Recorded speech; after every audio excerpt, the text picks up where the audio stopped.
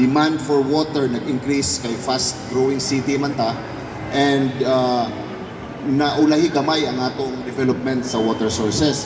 So that is why nakita naman nato na number one na mo gibuhat is i-acknowledge na ako ang mga areas na naay mga problema sa tubig para nga matagaan natong solusyon. So naamo nang i-identify na ay kaning sa Galaxy, na ay dinhi sa Makabalan, na ay dinhi somewhere sa Patag, na ay somewhere sa Bulwa.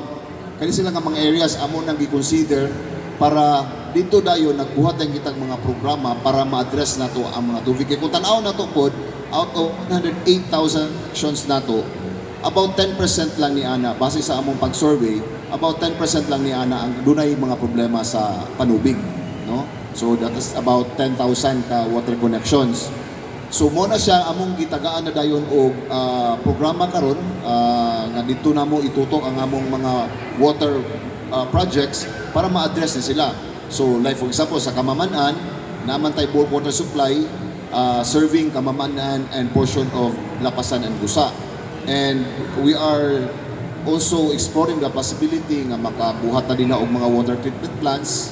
In fact, among i-inject po ang among malasag na spring source para maka-augment sa atong supply din ha. So mo na siya ang among thrust karon. Localized siya para pag-address kasabutan niya na atay mga problema, dami mga kakulangon gamay.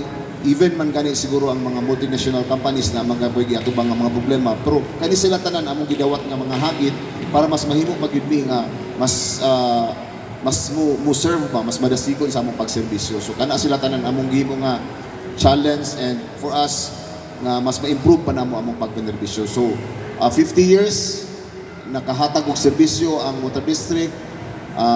Ang water district is a self-sustaining company, no? We do not have a subsidy from the national government. So ang atong income mao ra poy atong ihimuon nga magfinance sa atong mga projects. So sa mga nanglabay nga mga tuig, labi na gyud sa COVID, nako kayang epekto ni ani ang atong mga expenses, ni saka ang fuel, ang electric, but kanitanan gi-absorb sa water district. Kay wala man tay mga water rate increase pa for almost 10 years na. So tanan, no? So mo na siya nga dako kayo nga challenge sa amo gyud, dako kayo nga challenge, but we are